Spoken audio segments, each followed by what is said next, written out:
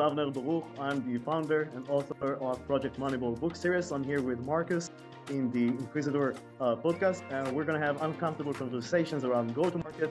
What does it take to scale a business, and what does it take to find out what works, what doesn't work? Join us as we delve into uncomfortable conversations around those topics. Welcome back to the Inquisitor podcast with me, Marcus Kauke. Today, my guest is Avner Baruch. Avner and I are allies. We've been working on and off together for 5-6 years, and he works in the area of enablement. And one of the things I really like about him, and I'd put him in the same category as the likes of Rod Jefferson, is they put the human first. It's not just about the result. So without any further ado, what I'd like to do is have Avner introduce his story, and then we'll get into some really meaty and uncomfortable questions that will hopefully shake your thinking and give you another perspective that will allow you to deal with the things that keep coming back to bite you. And every time you throw money or effort at it, the problem just doesn't go away. So, Avner, welcome. Thank you, Marcus. I'm happy to be here again. Always a pleasure to be part of your podcasting program. To begin with, I'd like to share with everyone, a brief history of my career. I started wading into the sales and enablement and go-to-market space about 15 years ago when I got my first opportunity to join a early startup, and help leaders to put together a new sales organization. I didn't know much about enablement or sales, but I learned, on the fly, and I did a lot of mistakes, and I learned from those mistakes. As I was, trying to understand what does it take to enable, ramp up the sales organization, the entire go-to-market team, I learned that it takes more than just focusing on the traditional KPIs and sales training, etc.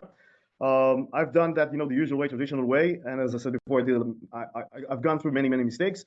Long story short, 15 years later, I realized that in order to really help salespeople, you need to have some kind of a 3D presentation of what good looks like, and what are the areas that we need to improve on. Because in most cases, leaders, tier one, and even CLOs, they just focus on flat numbers, ARRs.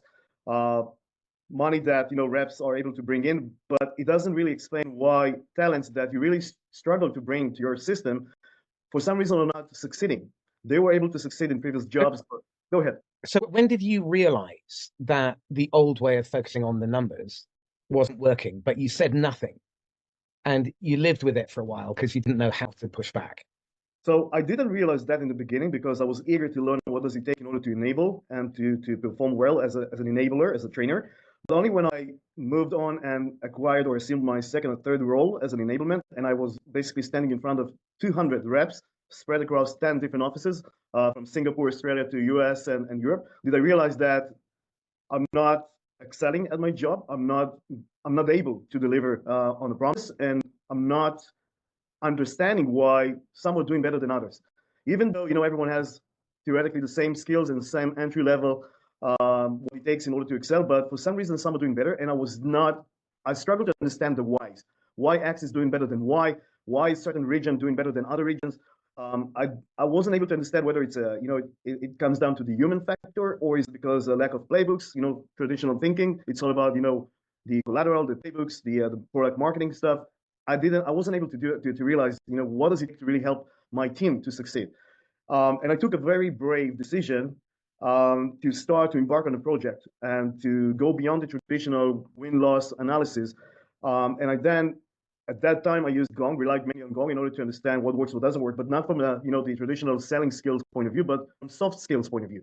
I wanted to understand what do those reps do differently than others in terms of time management, even body language, preparing for any type of engagement.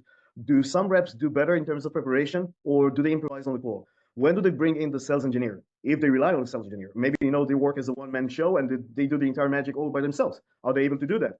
What works? What doesn't work? Again, from soft skills, time management, go-to-market adoption, sales readiness, things that don't appear on those radars, specifically on those sales radars. And again, only I think 7-10 years into the job of a sales enablement manager did I realize that I need to put together this 3D presentation of what works, what doesn't work. And since then, I just improved and excelled this methodology, which I call Moneyball. Okay, so obviously the inspiration for that was the film. What is it that you make possible that is impossible by looking at it through the normal lens and the normal dashboards and normal KPIs? Love the question. So in the old days, I'm talking about pre-COVID, when used to call that as growth at all cost. You could actually, you as a leader, as a business, you could tolerate, you could afford long time to value, long time to decision. You could afford waiting a quarter, maybe even 2 quarters. That used to be the usual time to understand whether we have a problem or not. Managers, leaders relied mainly on those traditional reports, and they would have this idea of Pareto, what defines top players, A players, and what defines the core players, B players. And I think that today, no one can actually tolerate this system. No one can actually wait a quarter, even a month, to understand whether we have a problem or not. And I think that what businesses need to do is to come up with real-time systems that allows them to understand whether they have a problem or not much earlier in the process, even during onboarding. I would go further, and it needs to be in the design of your outreach, your attraction process, you're building the bench, your role design, Hiring. and making sure that the roles are built for the job that they are intended to execute and the part that they play as an element within a component that is connected to other elements and components that form your system. So totally agree, by the way, and I can give some specific use cases and examples why you're so right and spot on. I would love you to. What I would love you to do, though, is I would love you to filter it through the beliefs that leadership need to unlearn in order to make this possible. So let's take an example, a business that has a one-to-many go-to-market approach, meaning you've got a great product. This product can address multiple use cases or sectors or industries. So you can sell this product to the pharma industry, of course, sales, CRM, fintech, insurance, whatever it is. It's a one-to-many relationship. And what you do from a leadership point of view, you think that, you basically, if you bring in talents, people that were able to close or overperform in their previous jobs, once they join your company, it's just a matter of hit the ground and running. You don't need to spend too much time on onboarding and customizing the onboarding process. You're expecting results, very fast. And I've been around and I've seen that it doesn't necessarily work automatically by default. Well, what's the fastest you've ever seen anyone ramp where they haven't done this thinking? At least a quarter. Okay, and are they then consistent and reliable in their performance? No. I'm sorry? No, they're not. Okay. Okay. So the rule is very simple. If the process is not empowering the human operator to perform to the standard you intend, then you're hard on the process. You don't start victimizing and bullying the people. Are you seeing the same patterns that I'm seeing, which is since Liberation Day and the collapse of the valuations and all that uncertainty, the constant disruption, the volatility, have you seen leadership make panic decisions that mean that they're now going to do the things that are going to compound later to bite them in the ass, such as firing people, trying to automate as much as possible, trying to put more at the top of the funnel, recruiting more SDRs so that they can fill more at the top of the funnel? Are you seeing this stuff happen? I'm seeing a lot of this stuff happening, unfortunately, and I'm seeing many companies, early startups, collapsing, shutting down their business because of bad decisions. I'm not seeing panic decisions in terms of let's hire more people. On the other way around, I'm seeing panic decisions such as let's hire someone and change her role and definition on the fly, just to adapt to the situation, without actually equipping the salespeople with what it takes in order to adapt to the new role or new responsibilities. I'm seeing a lot of bad decisions, but not necessarily hiring more people. Okay, so let me ask you this then. What are the numbers that people are still tracking that are hiding the real problem? What do you mean by hot numbers? Sorry. What are the metrics that people measure? Dialed, meetings, emails, where they are in the sales stages. So to begin with, the usual stuff like conversion rates. How many, let's take SDRs, BDRs. How many meetings were they able to book? And for me, it doesn't mean a lot, because for some reason, reps can create an opportunity, even though, there's not a lot of meat on the bone. And then you find out later, like a week later, maybe a month later, that, this specific opportunity it was prone to close we're prone to lose that deal because of things that did not work well in the beginning of the journey. So I'm still seeing those mistakes, measuring SDR's performance by conversion, by booked meetings, which again, it's just looking at the surface without actually trying to understand what works from a qualification point of view. And that's like, the most common mistake I'm seeing. I'm going to go further. That type of metric is actually lethal and damaging, because what it does is it delivers the outcome intended. It delivers a perfect result, which is meetings. it doesn't deliver the result that you want, which is the right meetings only with ICP who can become lifetime customers, and they are timely, or our approach is timely, relevant, and valuable, and we are a mutually good long-term fit. Exactly. So what that does is it creates a whole heap of dead work. False positives, noisy pipeline. With Moneyball, do you track what the cost of the drift is, and how it directly impacts EBIT, NRR, CAC, MOIC, all of those fun things?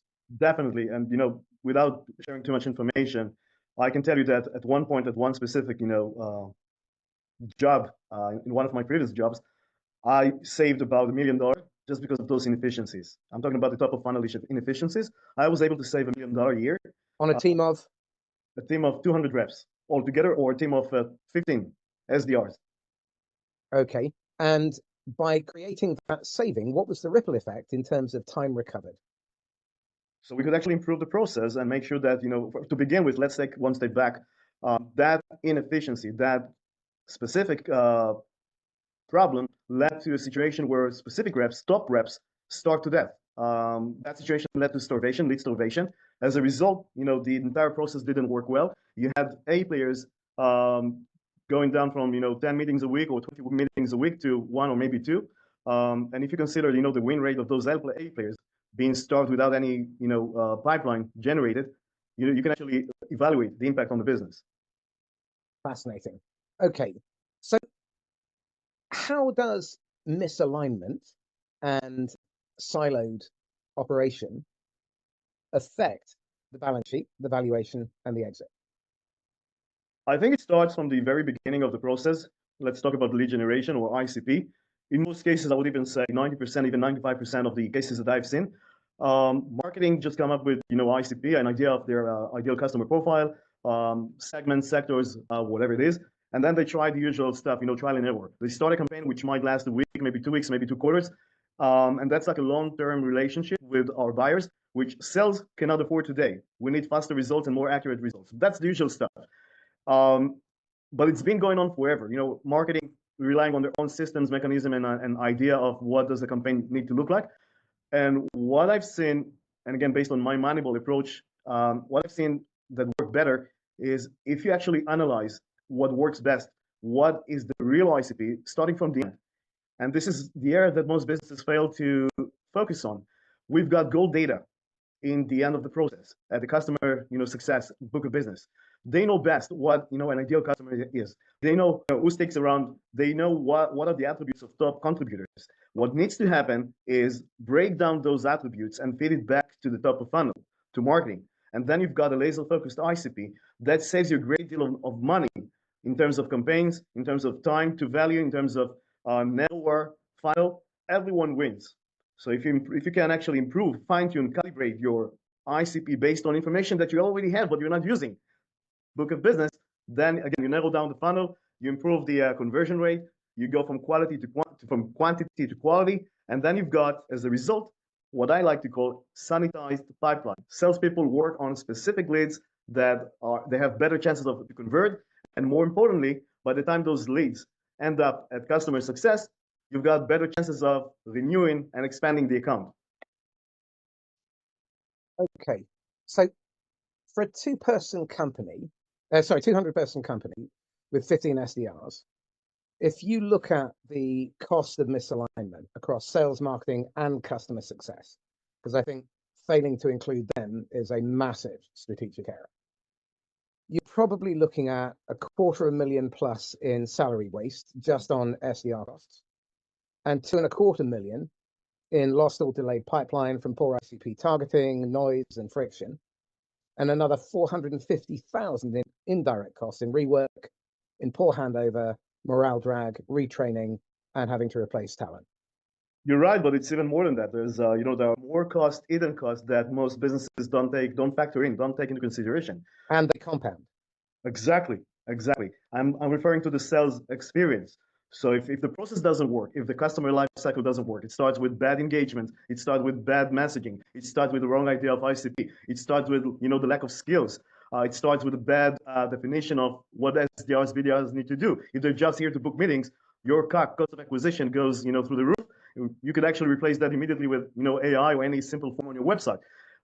What's even worse, things that you need to consider is the impact on other potential buyers that, people talk from mouth to hear, or I forgot the expression in English, but it's about the leads that you're not actually generating, because people talk about the bad experience. People just, don't want to engage with your business because of the experience they're getting. If anyone would like to calculate the simple cost of the real cost of a wrong hire, go onto my LinkedIn profile and look at my articles. And there's one on there specifically about that. And you can run the model through the AI with using your own numbers. It's quite a fair and accurate representation. But in an enterprise world, if you make a wrong hire of a salesperson, you will incur an ongoing cost of somewhere between 35 and 125 times salary in ripple effects. If you mishire the wrong manager, you can 5 to 8 times that, plus the recruitment and replacement costs. And if you mishire the CRO, who incidentally is the person who is easiest to model and replace with AI, just in case anyone was looking for a way to make a quick saving, then we need to start really thinking about the most important question, which no one is asking, which is, what if we don't ever start those negative ripple effects in the first place? Exactly. Yeah. How do we just design those intelligently, lazily, out of our process? So I think it takes, first of all, some effort in order to understand really what are we expecting the rep to do. I want to go back to one of your previous questions and use that example to address that specific scenario question. You're trying very hard to bring someone who's been outperforming others. He's been like a top performer over the last 3-5 years, 300% of his quota, whatever. Top performer, consistent performing performer. And then for some reason that specific person doesn't do well. Okay, he's not delivering on the promise. It takes longer to see some level of proficiency. Things don't work very well. And what I've seen throughout my 7 to 10 years, recent years, is that you tend to ignore some specific factors, such as that person was doing well because he was selling something that is extremely familiar with that specific niche or terminology, jargon. Is doing well selling like Monday or Salesforce into the sales space, and then we're asking that specific person to sell something that he's not familiar with. He's not familiar with the jargon. He's not familiar with the market. He's not familiar with the personas. He's not familiar with the ICP. He did well in previous jobs, but for some reason he's having hard times to adjust to the terminology. It doesn't have the right onboarding system. It doesn't have a buddy. It doesn't have what it takes in order to ramp up very fast in a matter of days or maybe a week to catch up with the jargon. And then there is a trial and error, and then everyone loses. And I've seen it too many times. And the question we have to ask ourselves is, did we hire them that way, or did we make them that way? I think it's both ways. We maybe build the wrong hiring system by not asking the right questions. And then when we did hire the person, we didn't build the right ecosystem, work environment to allow that person to ramp up effectively and efficiently and acquire the jargon, what it takes in order to deliver on the promise fast and accurately. Well, there's another side to this as well, which is that in the hiring process, what people are failing to do is design the job around the outcomes that the person's meant to execute. What they tend to do is copy and paste the job description of the person they've just fired or who has left and failed. And then they wonder why they hire the same people over and over again. So this comes back to first principles, which is design using an intelligently lazy approach. How do I remove the fat, the fiction, the friction that creates dis-ease, that creates distraction, that creates uncertainty, that creates ambiguity, that creates resistance and hesitation? And how do I eliminate that completely by design? That's a very good question. If, as a business, if you rely on HR to conduct the first engagements, in most cases you're likely to fail, or you're gonna have a very long hiring process, interviewing process with many false positives. And what's gonna happen later, it's a matter of setting the expectations with the recruit. And that's going to create a lot of overhead on the hiring manager, on the system, on the business, and a lot of frustration for the new people that join the business. What needs to happen, in my opinion, based on my experiencing, is for managers, especially sales managers, to begin the process themselves. Yep. I know it takes a lot of effort, and most sales managers don't have the capacity, even the skills, to conduct those early hiring engagements. But it has to happen. Sales managers need to be first. First they need to design the role in order to make sure that they achieve a good fit. I'll give you like a very basic example. Your business is SMB selling to SMBs. If you hire an enterprise rep, an experienced top performer, enterprise rep, and you're trying to make that person fit into an SMB go-to-market space, it's not going to work, and vice versa. So from a hiring manager point of view, you need to really design the system, you need to set the expectations, and you need to make sure that you hire the right person. Yeah, go ahead. This then raises another question which I wanted to build on, which is when you're making internal hires and promotions. So a top performer being moved into a sales management role. It's the same process. You still need to design the job. You need to have a proper ramp and onboarding process, but you have the luxury of time. And what I see happen more often than not is the runway is someone getting tapped on the shoulder as they're scoffing their cornflakes or Weetabix first thing in the morning, and they're told, Avner, bad news, we fired your idiot boss. Congratulations, you're the idiot boss. And they then think that their job is to control and to manage. Managers only have 4 core functions, and if you don't do these 4 things well, your life will be a misery, and you will make the life of your people miserable, and you will struggle to hit quota. They are hire the best people, which means that hiring is your number 1 job. Nothing matters more than building your bench and ensuring that you have 5 to 7 people lined up, all of whom want the job, can do the job, are capable, willing, able, and competent, and they're a good cultural fit. And coachable. And coachable. Secondly, after hiring the best people, you have to protect them from acts of idiocy from above. You have to protect them from yourself and your senior leadership and your PE so that they can get on. And the third thing, which is critical, is you must create a system, a process, so they can do their best work every day. And then the final piece is that they need to learn to empower other people to make good decisions well, so they're no longer a bottleneck.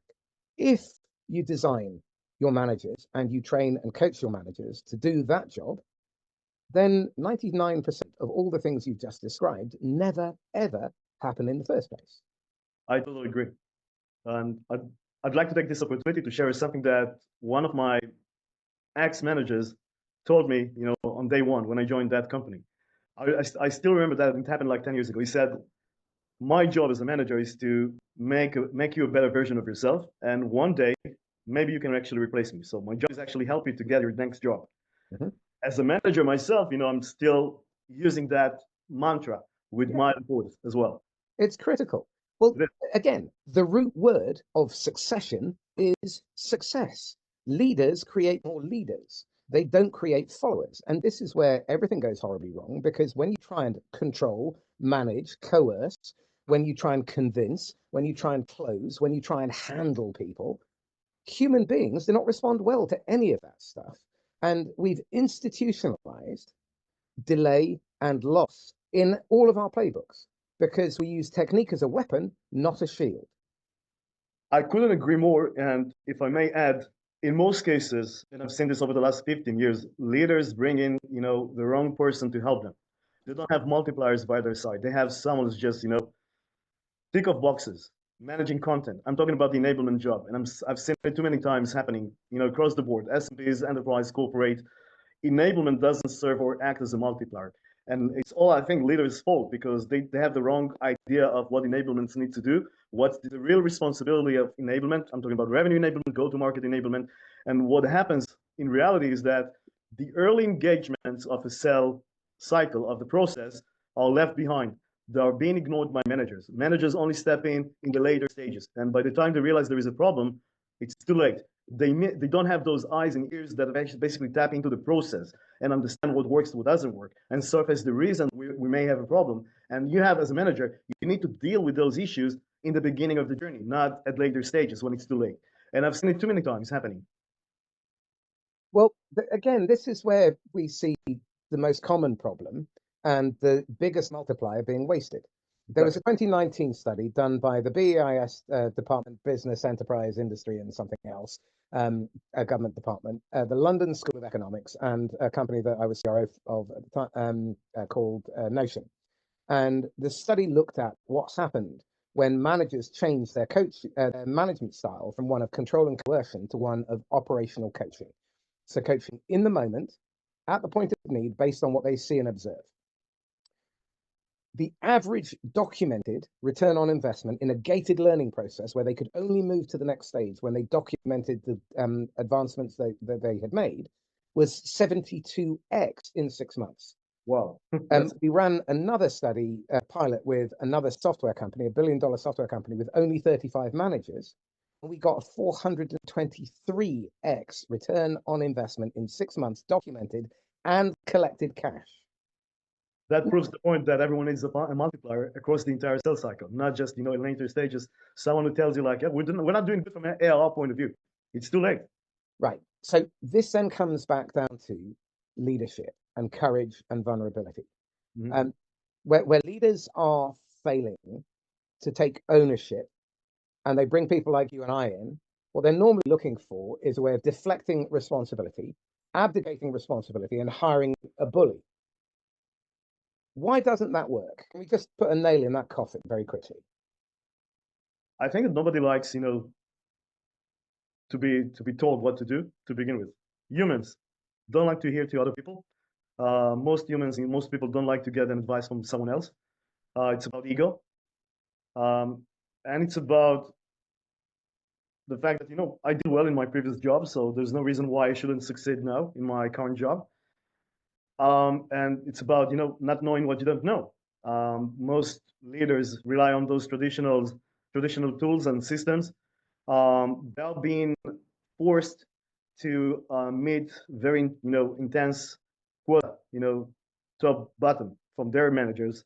That leaves them very little capacity and bandwidth to consider other systems, other approaches. So I think overall there is a problem starting from top. You need to build a culture of feedback to begin with, and you need to have that culture implemented across the entire business.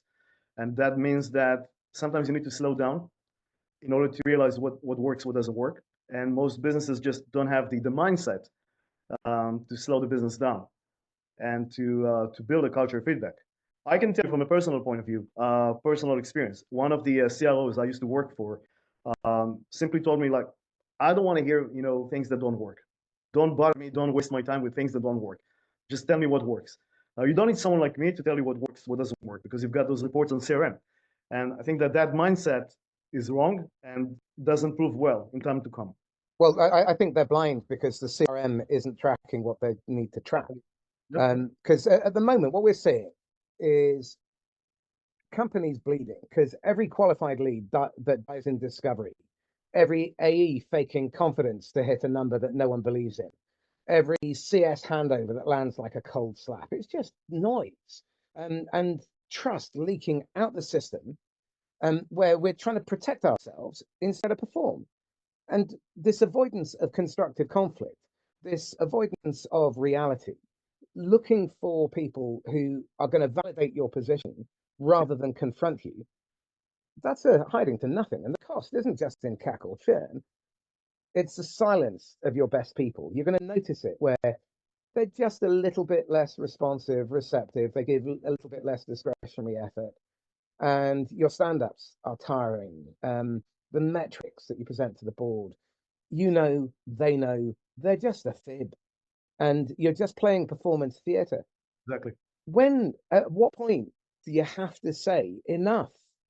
And you actually take a bloody good long look in the mirror and you say, well, is it me? Is it us? Is it our process? Instead of blaming the people that we keep hiring and firing and they consistently fail, ask yourself the question, if this has happened more than 3 times, is it me? I agree. But I have to share with everyone that I'm seeing over the last 12 months, I'm seeing a positive trend, especially in with Israel or Israel. everywhere? In Right. Israel. in Israel. I'm seeing a positive trend. I think because of the situation, businesses, especially small startups, which they lack resources, they lack money. They're burning their investors' money, so they need to excel. They need to improve much faster than any other business, I guess. I'm seeing a positive trend in terms of what do we need to do in order to break those silos and stop wasting money on inefficient processes. And I'm seeing positive trends in terms of we need a better way of tapping into the business and understanding what works, what doesn't work. So I'm seeing this trend surfacing more and more. Businesses that are realizing that they need a sales analyst, not just an enablement guy, but someone more than just sales ops or revenue operations guy. Okay, but you're still going to deal with the same problem, which is Yep. how do we get these people to change when the evidence is extremely clear, but they're attached to control, they're attached to the numbers because of the business model or how their investors report because of their context. Because it's possible, but if the organization stifles it, or the manager, for example, that you're working with is then beaten up by their boss, they're going to react to the reality of their day to day, and it's never going to sit. So, I how do we deal with that? Because that's the real issue here. I think with numbers, with data. And as you started the conversation, I think that it's all a matter of, business impact. So if we can actually prove that if you continue with the current status quo, if you continue with the same, it's going to cost you more than you can afford, you can tolerate, and it's going to cost you your job as well. If you can quantify the impact of the current status quo, you've got better chances of changing something. But if you just stick to numbers without quantifying the impact, you're pushing the pedal down, but you're not moving anywhere. And on that note, if anyone does want to quantify those numbers, either drop me a line or Avner a line. Both of us have the mechanisms to be able to give you the precise costs, what the ripple effects are. And again, I don't know Avner's model in detail, but we can ripple this out using historical data so that you can see through defunct companies, for example, how things played out before you use it on your live portfolio or your current company to see where the drift is and how to prevent it. I mean, if you know that it's going to cost you $250,000 a year, when do you want to stop that from happening? Exactly. Can you tolerate it any longer? Yeah. Or do you want to stop it right now? Let's Well, stop. what you're going to see if you're making these mistakes is you're going to see pipeline bloat. The middle will get constipated, and the close rates will start to get worse. CS teams will have to pick up on the promises that sales made, and that resentment will show through in fewer customers finishing the onboarding and activation and higher churn rates. You'll see NDR, NR, exactly. Yeah, you'll see the SDRs turnover, and you'll see significant inconsistency. So there'll be huge volatility in the pipeline. The quality will be poor. Marketing will be hitting their KPIs, but sales will not trust the leads. And you'll hear that in the conversations that you're having with your sales team and that ripple up. And then the conflict will mean that enablement is really busy, but completely ineffectual. And leaders are performing to belief while privately questioning everything. And you have meetings about meetings, no time to make the work flow, and nothing changes. And the board keeps asking why when no one is agreeing on what. Couldn't agree more. Okay, so we're coming into the end of this conversation. So now what I want to do is work on some practical stuff. What are the smallest, lowest risk tests that people in leadership can run to see whether or not they're falling foul of some of the stuff that we've been talking about? How can they go to the Gemba, get first party data, and observe what's really happening? I think that, to begin with, and this is an area that is being neglected by most leaders because they rely on technology, but again, they don't leverage those technologies to full effect. I think that leaders need to spend more time and more efforts to understand what is going on in the early engagements, starting from pre-qualification of SDRs, BDRs, moving on to examining the handoff, whether it's effective or not. And I'm not just referring to the notes SDRs leave on Salesforce, but whether an actual handoff is happening, and reps leverage the data that SDRs provide them with in order to prepare and personalize the first engagement. And I'm not seeing personalization taking place, often. On the other way around, I'm seeing like a very generic flow across the board. I think leaders need to spend more time delving into the first engagement, examining the way reps perform their pain funnel discovery, and mostly examining whether reps are listening instead of just relying on their or sticking to their comfort zone, which is like show and throw, solution Well, review, etc. part of the problem here, though, is that SDRs are often the most junior people, and we're asking them to try and engage with and have a conversation that captures the attention, attracts, activates a senior decision maker who is short on time and probably quite impatient because of they're just firefighting all the time. And we're not teaching them acumen. We're teaching them about products. We're teaching them about features and functions. And we're trying to get them to book meetings when no one in the history of humanity has bought your product, let alone bought a meeting because they want a meeting. They're buying it because they want an outcome and they want a better future.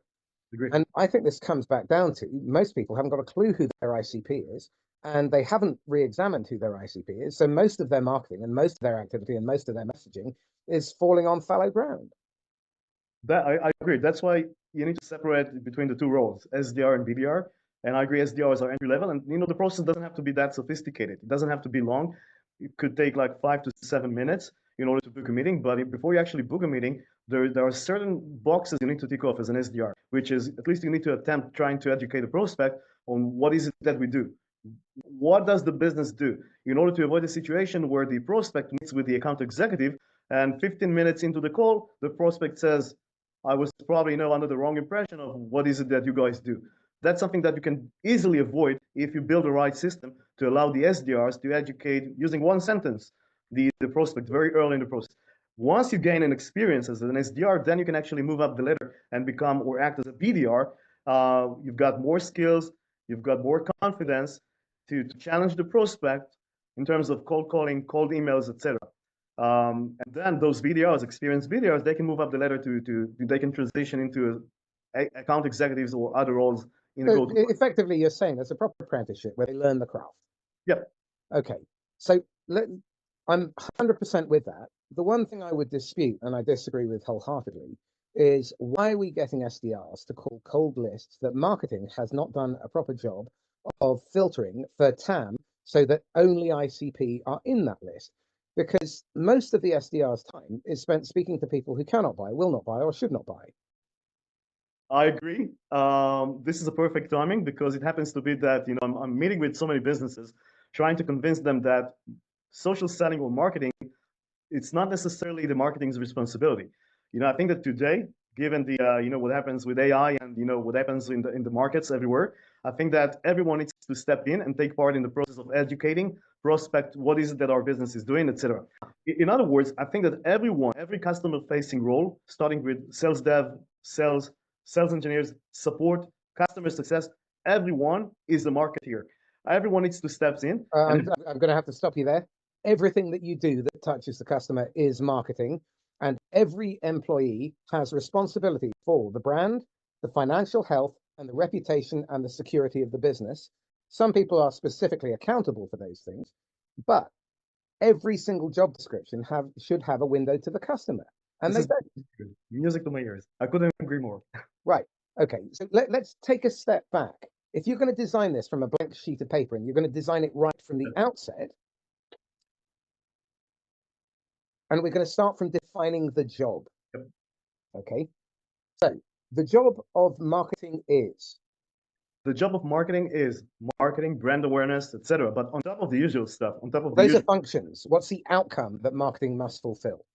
brand awareness, brand recognition, competitive, ICP, personas, messaging, elevator speech. So those are all functions. Let me define it the way I think it is. Marketing is anything that touches the customer. Yep. Therefore, marketing is accountable for creating the systems to ensure that customers for life are attracted, they are then converted, and then they are kept and expanded for life. Agree. That's marketing's function. And anything less than that, I think, is making a terrible mistake. And the second part of that is it all starts with the customer and you build everything out from there. Now, how much of the go-to-market function how much of the tech stack, how much of the security and the management and the IT could be wiped out completely if you adopted that approach? Quite a lot, I would say. So, 50% yeah. or around 40 to 50% to begin with.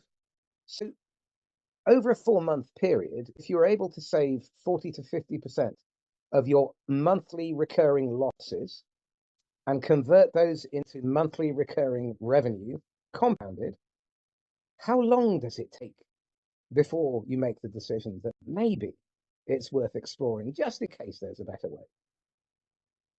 I think it's a matter of 2 quarters max, in my opinion. Well, But there is another problem, and we're not here to talk about what works. We're here to talk about things that don't work, and as you said, uncomfortable conversations. So I think that the problem is, especially from an early stage startup point of view, we need to take into consideration that leadership are not here for the first time. They've been around. They've done their exit in one of their previous roles, and this is their second exit or second attempt to go public. And sometimes they're just putting stuff under the rug or covering up in order to make it to the IPO, whatever, in order to start again the process. Again, it's about politics and it's about other issues that unfortunately nurture those inefficiencies. well, what's really interesting, and if you're in PE, you really need to have a look at this because the decisions that you are making, in all probability, will cause your fund to crash beginning of Q3, Q4. The game is changing. And we're seeing this, and I'm reckoning around 42% of all private equity funds will go into crisis by the end of Q4. And that will then trigger the next extraction event for the really big deep pockets like KKR and BlackRock that are going to be coming after your portfolio. Yep. And if you haven't sorted out this alpha drift before that crash happens, you can kiss your holiday home in Montserrat goodbye. I couldn't agree more. Okay. So tell me this then. We're trying to create alignment because everything that we've just talked about is about a siloed business where leadership is still thinking through their blinkered lens, where they think that they can control by looking at a balance sheet.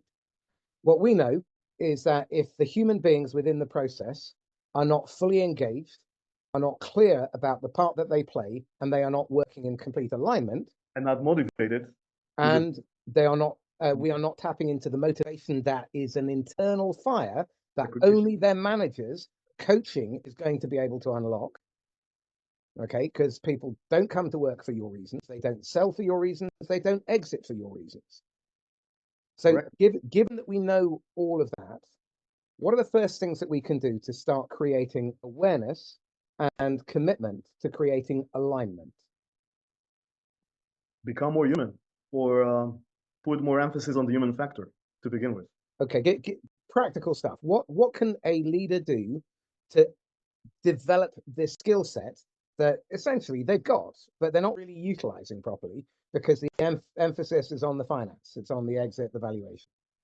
I mean, if you sense there is a problem as a leader, if you sense there is a problem, try to address the human factor. Try to understand what is causing those frictions or bottlenecks or decline in performance before you wait for those reports, end of month, end of quarter reports. Try to understand whether there is a human factor that explains the decline in performance. We're all humans. I think that we need to managers and leaders need to put aside the sales performance KPIs and try to see whether there is there are other reasons that might explain the decline in performance. That's to begin with. On top of that, I would build a system that would provide me with the close to real time signals. So I wouldn't have to rely on those forecasting meetings once a week, which don't really give me a chance to understand what is going on, what goes wrong. Especially today with AI, and there are so many tools that gives you the eyes and ears that can explain the answers to those whys. Can I just interject for a second? Calculate the cost of your forecast meeting. You've got 10 reps plus a manager, or so say 8 reps plus a manager. They need to generate 1.2 million a year. That's 500 an hour per person. Okay, so it's costing you $5 an hour to listen to people talk to a fiction and listen to people lie. How about we create the conditions where managers spend 3 minutes a day speaking to their reps and they always know exactly where they are?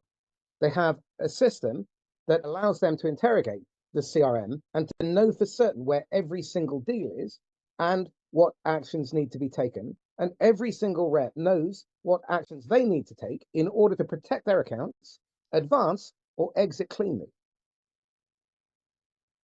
Again, I couldn't agree more. And from my own experience, what I'm seeing is that sometimes you build a system for the sake of having a system.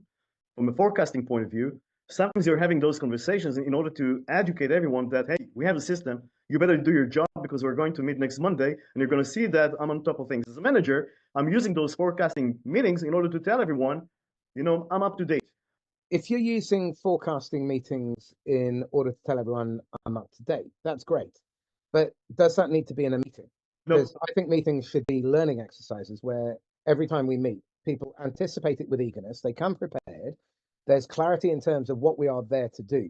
We do it, and then we agree actions like adults, and we commit to doing them, and then we report back what progress we have made so that we're always making progress from meetings instead of having the same meeting over and over again, much like a Groundhog Day. I agree. I mean, today, given again the technologies with the evolution and emerging AI tools, I don't think any business need to rely on those traditional forecasting. Those systems and tools can actually replace those forecasting meetings. So by the time you make it to the forecasting meeting as a manager, you know exactly what worked, what didn't work, and you know why. Because we're not able to recruit the right stakeholders, because we're going with a single threaded approach. We are not engaging with all the stakeholders that we need to engage with. So you know the reasons, you have the information before you start those forecasting meetings. What happens in reality in those forecasting meetings, you get those excuses from reps. I didn't follow up. I forgot to follow up. He didn't answer me. I'm sending emails. As if they're saying, I forgot to follow up, couldn't get through, Yeah, left voicemail. exactly. Right. Do Okay. you really want to spend your time doing this? Well, Nobody. let's define the job function of a forecast. Why do we forecast? To be able to predict whether we're going to hit our quota or not. To be In able order to? sort of like risk management, to know whether we're going to have a problem reaching our goals or not. In order to So that we can? sorry, So that we can? build a business. Okay. But why is it that what is it that the job is empowering us, the forecast is empowering us to do that without an accurate forecast, we are unable to execute? Well, to begin with, we need to justify, or we need to explain to our investors, board of directors, the status quo. And without having a forecasting system, we're basically flying blind. And nobody likes that. So investors, what investors want is ROI. They want to see some return on investment. And if you're not able to explain that, you're going to lose your job. And in your experience, how accurate are forecasts? Not accurate. In most cases, they're not accurate. Okay, what sort of variance do you see? 10%, 20%, 30%, 80%? I've seen cases of 80% and I've seen cases of 20%. So the range is like 20 to 80. Okay. It's like very critical, very. What I've just heard you tell me is that the single record of truth upon which the board is going to make investment and hiring decisions is entirely dependent on information that is at least 20 to 80% wrong. And that is then compounded throughout. Housekeeping, depending on housekeeping. So then that brings us back to the next really basic question. What is the job of the CRM? To help you maintain the right snapshot of your business, to be able to make the right decision, to fuel decision-making processes. Who is it meant to empower to make the right decision? Leaders, revenue leaders. Okay. Again, I have to disagree with you. If your CRM does not help your salespeople sell more often to more people more easily for more money, then your CRM has failed to do the job it was intended. The reporting is a nice byproduct, and it's very important, but most CRM is put in place without any real adaptation in order to give management the illusion of control, and it doesn't deliver the result intended. I remember when, oh God, who were they? They had they were one of the original CRM people, and they had this headquarters in Bracknell on the Peanut Roundabout, and there were well over 200 Porsches and Ferraris and all of that. And 86% of their customers reported back that the project had failed to deliver the outcome intended. That hasn't changed much in my experience. So it has actually. I agree. I mean, the CRM itself, the purpose and the way we implement the selling motion or selling process with the CRM hasn't changed a lot.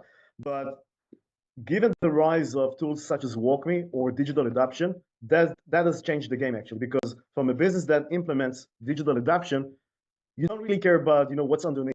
You don't really care about whether you're using Salesforce today or HubSpot tomorrow. Because from a seller's point of view, you don't care about all of that. You care about the overlay. You care about um, using an application layer that simplifies the process of creating a price quotation without actually dealing with the CRM. So I think it's all a matter of decision. So if you, as a leader, if you acknowledge the fact that wrong implementation on the CRM might slow down the business because of those friction and too many steps to follow, navigating through too many pages and steps, whatever. If you acknowledge that and if you decide to bring something better on top of your CRM, then basically you remove that friction. You allow your reps to work more effectively. But most businesses don't actually see that this way. This reminds me, I was working with a client and they had 17 different bits of technology for the sales, marketing, and CS team. And it was costing every rep 2 hours of lost productivity a day. So the GM built an Excel front end that sucked everything into the one place. And they recovered 100 hours of production a day, 500 a week, 2,000 to 2,500 a month at zero additional cost. It was a lot of work for him. But you've got to ask yourself the question, well, why are we spending this money on this technology? Why are we adding, not subtracting? Wrong decisions, wrong mindset, and mostly because people don't know what they don't know. And I agree. I mean, it's not about adding another component or adding another technology to already complex ecosystem. And by the way, that's another trend that I'm seeing. Every business, regardless of the sector and industry, are trying to consolidate their technologies, trying to get rid of technologies, because eventually, whatever you bring in, you find yourself as a seller or as a leader working for the technology instead of having the technology working for you. In most cases, that's the situation. But again, there is a solution. But the problem is that, again, it's all a matter of leadership. I'm seeing this happening too many times. Leaders trying to solve a problem with more content, more processes, and more systems instead of getting rid of the process. First thing, simple 5-step process. What's the outcome, the job that we are trying to accomplish, and how well are we tracking? If we're ahead, great, work out why. If we're behind, what's not working? Yep. Let's stop doing that. But how do you know what's not working? Sorry for interrupting. In order to understand what's not working, again, you need to invest time and have someone to tap into the business and tell you exactly, give you the answers to those whys. Why we're not proceeding as expected, etc. Absolutely. And you need the truth. What you don't need is performance theater or someone rubbing your ego or confirming your bias. What you need are facts. Now, once you've done that, then we have the next stage, which is how do we improve the process? Because the process must support the human beings to execute to the standard we intended. If they cannot perform that level, then we have to ask the question, why not? And then we look at, well, if it's not working, let's stop it. Then what does work? What works better and what works best? And test it. Test it in little sprints, little experiments, where any experiment is no big risk and you can bury your dead quietly without any egg on your face. And once you've worked out how to improve the process, then document it and then put it in stone, but always have it on review. Now, if you haven't looked at your ICP in the last 3 months, you are selling to the wrong people. If you have not reviewed your compensation in the last 6 months, chances are you're driving the wrong behaviors. If you haven't looked at the KPIs and the metrics that you measure and ask yourself the question, why is the needle not moving in the way that we want it to? And you haven't changed your KPIs or metrics, you're doing the wrong things. All of that is within your agency and control. You actually can choose to do something about it, or you can abdicate control and blame and whine and moan. So in wrapping up, what would be the best advice you can give to somebody just to start thinking? Open their minds to the possibility that there's a better way. What's the simplest first step? You actually said it yourself a few seconds ago. Be open. That's it. Be open to feedback, constructive feedback. Most leaders I've worked for were not that open. I would begin with, don't be afraid to have a second opinion, to hear another opinion. Don't be afraid to work with strong people. Bad managers, bad leaders are afraid of strong employees. So be open, surround yourself with talents and strong people. I'm not just referring to salespeople, I'm referring to everyone who supports the sales process. Don't be afraid to work with strong people who have their own opinion. It might work better. It might save your job. It might help you to scale your business. It might help you to generate more revenue and come back home with more money, more cash. Don't be afraid to have an Go open. looking for evidence you're wrong. Yeah. But that takes vulnerability and that requires courage. And lots of leaders will struggle to do that because they think that they have to present this stony, impenetrable face to their people. Yep. My experience is completely different.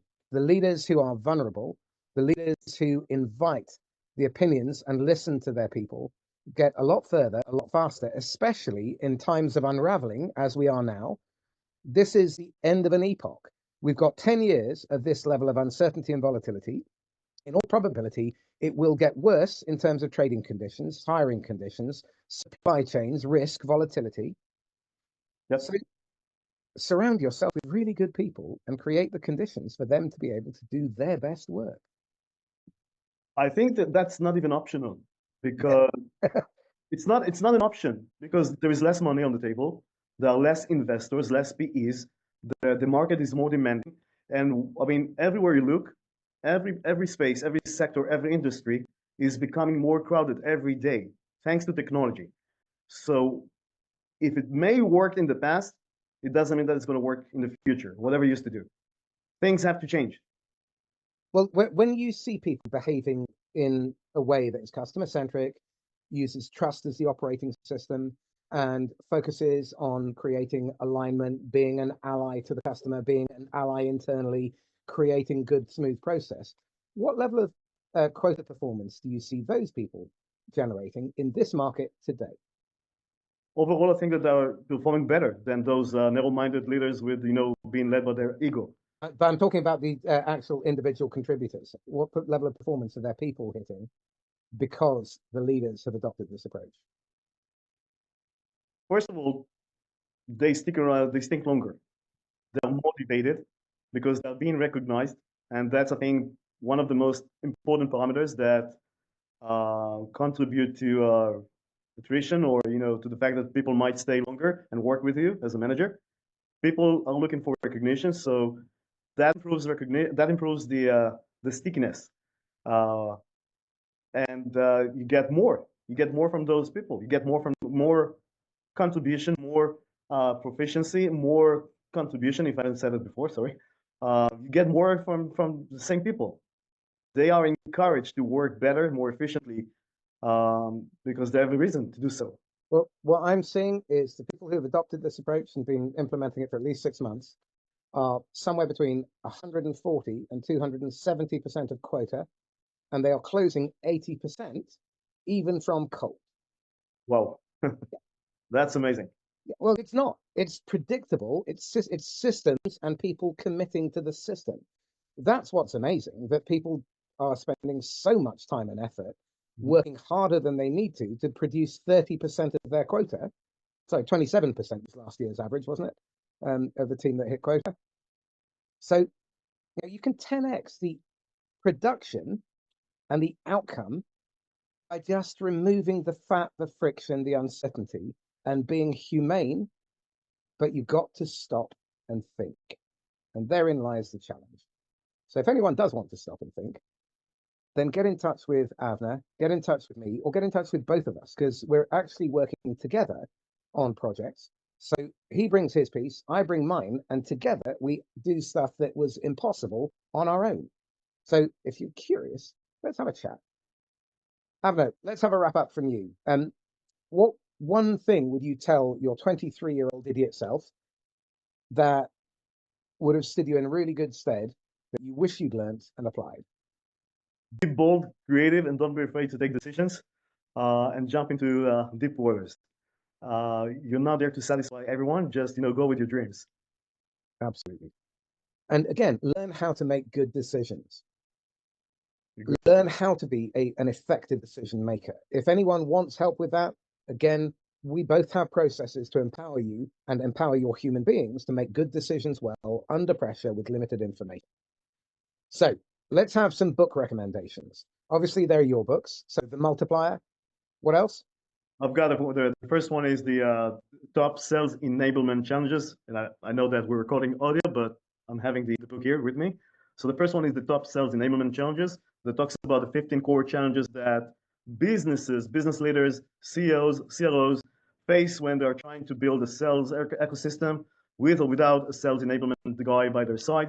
I put together those 15 challenges in order to help them to avoid them as early as possible. The second book I published recently called The Multiplier talks about the role and responsibilities of sales enablement in today's economic climate. Again, avoiding the traditional approach and mindset of what does enablement contribute to my business? How do I put together an enablement function for my organization? How do I leverage enablement to full effect, etc.? And most importantly, how do I actually implement and deploy a multiplier mindset across the go-to-market ecosystem? And again, it doesn't just apply to the sales space, but I think that everyone needs to act as a multiplier. Every customer-facing role, everyone who is engaging with the customer, marketing, sales, customer success, finance, support, operations. Exactly. Excellent. Lovely. Avner, how can people get hold of you? Just look up Project Moneyball on Google or Amazon. Look up Multiplier or my name, Avner Baruch. You'll find my 2 books, and I'm working on my 3rd book. So hopefully by the end of this year, I'll have the 3rd book published and available on Amazon as well. And the usual, LinkedIn as well. I'm quite active on LinkedIn. Look up Avner Baruch or Project Moneyball. Excellent. Avner, thank you so much. Marcus, it's been a pleasure. Always happy to talk to you about, secret topics and having uncomfortable conversation. Looking forward to the next one. Excellent. This is Marcus Kauke signing off once again for the Inquisitor podcast. If you would like to triage your ICP or your pipeline, get in touch. Take 3 to 5 minutes to be able to rapidly triage your pipeline and identify what's dead, what's dying, what's at risk. And you can do this without any pressure. So if you'd like to do that, get in touch, marcus@last-last.com, and ping me a subject line saying triage. In the meantime, stay safe and happy selling. Bye-bye.